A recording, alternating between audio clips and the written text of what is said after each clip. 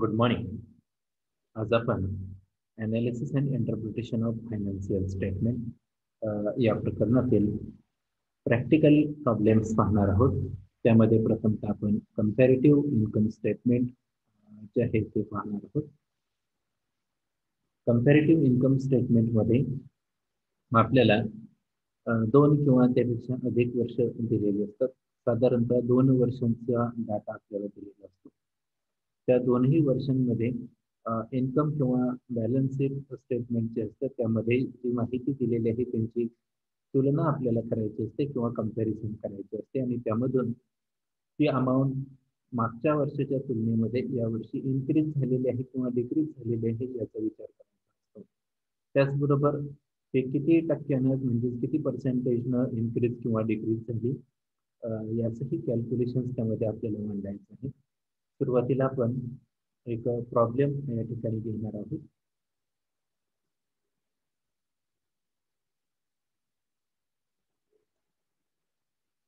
Comparative income स्टेटमेंटचा हा problem आहे.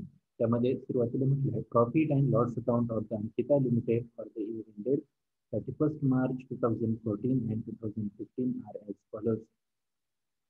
खाली आपल्याला काही कंटेंट्स दिलेले आहेत. त्यामध्ये सेल्स दिलेले आहेत 2014चे हे 3 लाख, 2015चे हे 3,90,000. त्यानंतर लेस कॉस्ट ऑफ गुड्स सोल्ड 1,42,200 आणि 1,99,080. त्यानंतर ग्रॉस प्रॉफिट केला 1,57,800 आणि 1,90,920. त्यानंतर इनडायरेक्ट एक्सपेन्सेस लेस केलेले आहेत 13,800 आणि 58,920. त्यानंतर नेट प्रॉफिट बिफोर टॅक्सचे अमाऊंट आपल्याला दिलेले आहेत 1,44,000 आणि 1,32,000. त्यानंतर टॅक्स जो आहे तो 50% लेस केलेला आहे 72,000 आणि 66,000 आणि शेवटी नेट प्रॉफिट आफ्टर टॅक्सचे अमाऊंट उरलेले आहेत 72,000 आणि 66,000. आणि शेवटी म्हटलेलं आहे prepare comparative statement from the above. या ठिकाणी आपण कंपॅरेटिव्ह स्टेटमेंट जे आहे त्याला सुरुवात करणार आहोत. तत्पूर्वी कॅल्क्युलेशन जे आहे ते याच पद्धतीने येणार आहेत. याच्यासमोर फक्त 2 कॉलम वाढतील. त्यामध्ये इन्क्रीज ऑब्लिक डिक्रीज आणि लास्ट कॉलम जो असेल तो पर्सेंटेज ऑफ चेंजेस म्हणजे त्यामध्ये जे काही चेंज झालेले आहेत ते. प्रॉब्लेम जो आहे तो सर्वांनी एका बाजूला बघून ठेवायचा आहे. म्हणजे प्रॉब्लेम बघताना त्याचे सोल्युशन सुद्धा तुम्हाला दिसत आहे. त्यामुळे सोल्युशन बघताना प्रॉब्लेम सुद्धा गरजेचा आहे. ठीक आहे. सुरुवातीला कंपॅरेटिव्ह स्टेटमेंट जे आहे ते आपण तयार करणार आहोत. कंपॅरेटिव्ह इन्कम स्टेटमेंट या ठिकाणी आपण तयार करतो. हे आहे आपलं comparative income statement for the year ended 31st March. त्यामध्ये मगाशी सांगितल्याप्रमाणे पर्टिक्युलर, त्यानंतर 2 वर्षांचे अमाऊंट, त्यानंतर इन्क्रीज, ऑब्लिक डिक्रीज आणि चेंजेस ऑफ पर्सेंटेज. सुरुवातीला पहिला भाग जो आपल्याला प्रॉब्लेम मध्ये दिलेला आहे तो आहे सेल्स. म्हणून पर्टिक्युलर्स मध्ये सुरुवातीला आपण इथे म्हणणार आहोत सेल्स. 2014च्या जे काही सेल्स आहेत त्या इथे आपण रेकॉर्ड करणार आहोत. 2014च्या सेल्स आहेत 3 लाख रुपये. म्हणून आपण इथे रेकॉर्डिंग करतोय 3 लाख. त्यानंतर 2015चे जे काही सेल्स आहेत ते आहेत 3,90,000 म्हणून आपण इथे रेकॉर्ड करतोय 3,90,000. 3 लाख आणि 3,90,000 यांच्यामध्ये जो काही चेंज झालेला आहे किंवा इन्क्रीज किंवा डिक्रीज काही झालेलं आहे ते या ठिकाणी आपल्याला घ्यायचं आहे. 3 लाखावरून अमाऊंट 3,90,000 झालेले आहे. याचा अर्थ अमाऊंट वाढलेले आहे 90,000 रुपये. 90,000 अमाऊंट काय झालेली आहे इन्क्रीज झालेली आहे.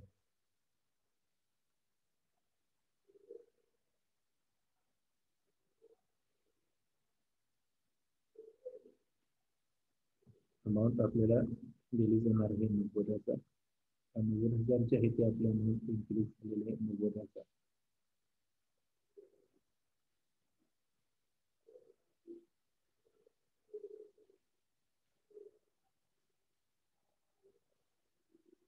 फॉर्म्युल्यामध्ये चेंज आहे एक्सेल मध्ये, तो थोडासा मी क्लिअर करतो.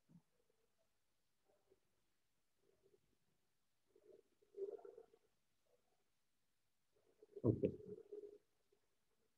फॉर्म्युल्यामध्ये असणारा चेंजेस जो आहे तो पूर्णपणे मी या ठिकाणी चेंज करून घेतलेला आहे.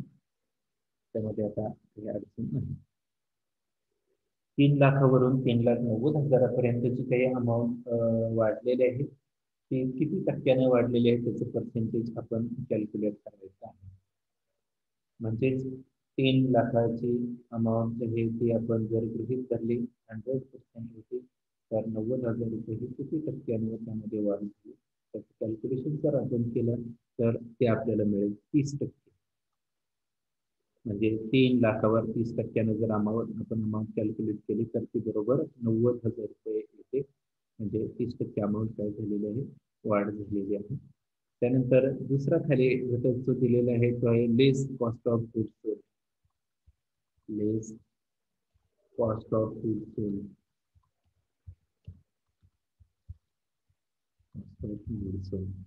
कॉस्ट ऑफ गुड्स सोल्डची अमाऊंट जी आहे ती पहिल्या वर्षाची जी काही अमाऊंट आहे ती आहे 1,42,200. त्यानंतर दुसऱ्या वर्षाची जी काही अमाऊंट आहे ती आहे 1,99,080. 1,99,080. आता या दोन्हीची जर आपण कॅल्क्युलेशन जे वजाबाकी जर करून पाहिली तर यामध्ये इन्क्रीज झालेले अमाऊंट 56,880 रुपयांना. दोन्हीची वजाबाकी जर आपण केली तर अमाऊंट वजाबाकी 56,880. आणि याचं पर्सेंटेज करायचं की किती टक्क्यानं अमाऊंट मध्ये वाढ झालेली आहे. 1,42,200 मध्ये किती टक्क्यानं अमाऊंट वाढलेली आहे आणि ती वाढून 1,99,000 झालेली आहे. तर त्याचं कॅल्क्युलेशन या ठिकाणी आपण करणार आहोत. त्याचं कॅल्क्युलेशन केल्यानंतर त्याचं जे काही पर्सेंटेज आहे ते आपल्याला मिळतं 39.44%. 39.44.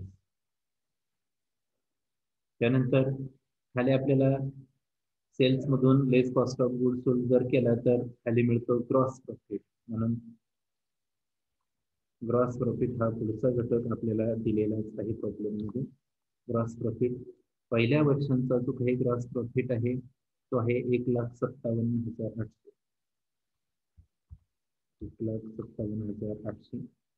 दुसऱ्या वर्षांचा जो काही ग्रॉस प्रॉफिट आहे तो आलेला आहे 1,90,920. 1,90,920. या दोन्हींचाही जर आपण विचार जर केला तर 1,57,800 ही अमाऊंट लहान आहे आणि 1,90,920 ही अमाऊंट काय आहे, मोठी आहे. मग यामध्ये वाढ झालेली आहे किंवा अमाऊंट इन्क्रीज झालेली आहे म्हणून ती आपण किती इन्क्रीज झालेलं आहे त्याचं कॅल्क्युलेशन या ठिकाणी करतो. 1,90,920 वजा 1,57,800 कॅल्क्युलेशन येतं 33,120. ते आपण इन्क्रीज कॉलम मध्ये रेकॉर्ड करतो 33,120. त्यानंतर त्याचंही पर्सेंटेज या ठिकाणी काढतोय किती टक्के वाढ झालेली आहे. त्याचं जर कॅल्क्युलेशन आपण काढलं तर ते येतं 20.99. म्हणून पर्सेंटेज चेंज मध्ये आपण अमाऊंट दिलेलं आहे 20.99. ग्रॉस प्रॉफिटच्या नंतर खाली आपल्याला जो घटक दिलेला आहे तो आहे लेस इनडायरेक्ट एक्सपेन्सेस. खाली आपण इथं म्हणणार आहोत less indirect expenses. Indirect expenses. Indirect expenses जे आहे ते इनडायरेक्ट एक्सपेन्सेस या ठिकाणी आपण रेकॉर्ड करतोय. पहिल्या वर्षाचे इनडायरेक्ट एक्सपेन्सेस आपल्याला दिलेले आहेत 13,800 आणि दुसऱ्या वर्षाचे इनडायरेक्ट एक्सपेन्सेस जे आहेत ते आहेत 58,920. 58,920 ते आपण इथं रेकॉर्ड केलेले आहेत. दोन्हींचंही वजाबाकी केल्यानंतर आपल्या लक्षामध्ये येईल ते किती चेंजेस झालेले आहे. तर 13,800 वरून अमाऊंट आलेले 58,920 ला, म्हणजे 58,920 वजा 13,800 असं जर कॅल्क्युलेशन केलं तर किती वाढ झालेली ते आपल्याला मिळते. आपण कॅल्क्युलेशन करूया. 58,920 वजा 13,800 कॅल्क्युलेशन मिळते आपल्याला 45,120. 45,120 आणि याचंही पर्सेंटेज या ठिकाणी आपण काढतोय. किती टक्के वाढ झालेली आहे. 13,800 रुपयांमध्ये 45,120 एवढी वाढ झालेली आहे. म्हणजे किती टक्के झाली तर त्याचं कॅल्क्युलेशन या ठिकाणी आपण केल्यानंतर अमाऊंट येते 326.96 आणि पर्सेंटेज ऑफ चेंजेस मध्ये ती आपण अमाऊंट येतो 326.96. त्यानंतर पुढचा घटक जो आहे तो आपल्याला दिलेला आहे, म्हणजे ग्रॉस प्रॉफिट मधून इनडायरेक्ट एक्सपेन्सेस वजा केल्यानंतर मिळणारी जी काही अमाऊंट येते ती नेट प्रॉफिट बिफोर टॅक्स. पुढचा जो काही भाग आहे तो आपण लिहितो net profit before tax. Net profit before tax. Net profit before tax जो आहे तो आपल्याला पहिल्या वर्षाचा दिलेला आहे 1,44,000. 1,44,000. दुसऱ्या वर्षाचा जो काही टॅक्स आहे तो दिलेला आहे, टॅक्स म्हणजे नेट प्रॉफिट बिफोर टॅक्सचे अमाऊंट दिलेले आहे 1,32,000. आपण इथे कॅल्क्युलेशन करूयात आता. 1,32,000 आणि 1,44,000 यांच्यामध्ये जर आपण कॅल्क्युलेशन पाहिलं तर 1,44,000 ही अमाऊंट जास्त आहे आणि 1,32,000 हे अमाऊंट कमी आहे. याचा अर्थ अमाऊंट ही डिक्रीज झालेली आहे. मग किती अमाऊंट डिक्रीज झालेली आहे ती सरळ सरळ कॅल्क्युलेशन आपण काढूयात. 1,44,000 वजा 1,32,000 दोन्हीचं कॅल्क्युलेशन केल्यानंतर आपल्याला अमाऊंट मिळते -12,000. -12,000 ही अमाऊंट मिळाल्यानंतर आता आपल्याला पर्सेंटेज ऑफ चेंज मध्ये जायचं आहे. किती टक्के डिक्रीज झालेले आहे, म्हणजे 1,44,000च्या किती टक्क्यानं अमाऊंट डिक्रीज होऊन 1,32,000 आलेले आहे. अमाऊंट डिक्रीज -12,000 झालेले आहे ती आपण काढलेलीच आहे. फक्त त्याचं पर्सेंटेज या ठिकाणी आपण काढतोय ते येत आहे -8.33. -8.33. त्यानंतर नेट प्रॉफिट बिफोर टॅक्स नंतर खाली आपल्याला घटक जो दिलेला आहे लेस इन्कम टॅक्स 50%. म्हणून आपण खाली लिहितोय लेस इन्कम टॅक्स 50%. इन्कम टॅक्स 50% ची अमाऊंट जी आहे ती सरळ सरळ आपण जरी कॅल्क्युलेट केली तरी सुद्धा तेवढीच येते, किंवा प्रॉब्लेम म्हणजे ती जी दिलेली आहे ती घेतली तरी तेवढीच येते. 1,44,000च्या 50% अमाऊंट आपल्याला दिलेली आहे डायरेक्टली 72,000. इथे आपण रेकॉर्ड केले 72,000. त्यानंतर दुसऱ्या वर्षाची अमाऊंट दिलेली आहे 66,000, तीही इथं रेकॉर्ड करूयात 66,000. त्यानंतर आता इथं इन्क्रीज किंवा डिक्रीज काय होतंय ते आपल्याला पाहायचंय. 72,000 आणि 66,000. 72,000वरून अमाऊंट 66,000वर आली. याचा अर्थ अमाऊंट डिक्रीज झाली किंवा कमी झालेली आहे. किती रुपयानं कमी झाली? 72,000 वजा 66,000. दोन्हीचं कॅल्क्युलेशन जर आपण केलं तर ते मिळतं आपल्याला -6,000. म्हणून आपण इथं रेकॉर्ड करतोय डिक्रीजच्या कॉलम मध्ये -6,000. त्याचं पर्सेंटेज आपल्याला काढायचं. किती टक्क्यानं अमाऊंट कमी झाली? 72,000तून एवढ्या पर्सेंटेज अमाऊंट कमी झाल्यानंतर ती 66,000 उरली. त्याचं फक्त पर्सेंटेज इथं आपण काढून घेतलं. 72,000च्या 6,000 ही किती टक्के येते त्याचं कॅल्क्युलेशन आपल्याला मिळाले -8.33. परंतु मायनस झालेलं आहे म्हणून आपण ते काय करतो 8.33.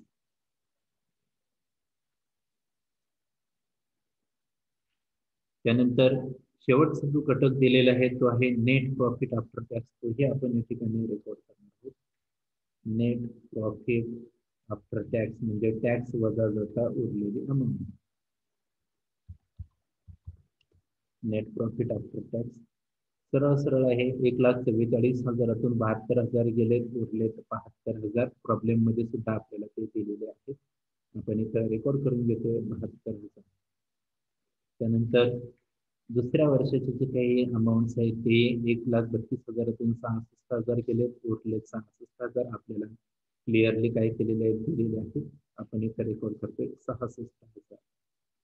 त्यानंतर इथे कॅल्क्युलेशन जर आपण पाहिलं तर सरळ वरचा जो काही ट्रान्झॅक्शन होता त्याच पद्धतीने इथेही तेवढीच अमाऊंट मायनस झालेली आहे किंवा डिक्रीज झालेली आहे. म्हणून 72,000 वजा 66,000 असं जर कॅल्क्युलेशन आपण केलं तर ते येते 6,000. अमाऊंट 6,000 कमी झाली म्हणून तिचा रेकॉर्ड करतोय -6,000.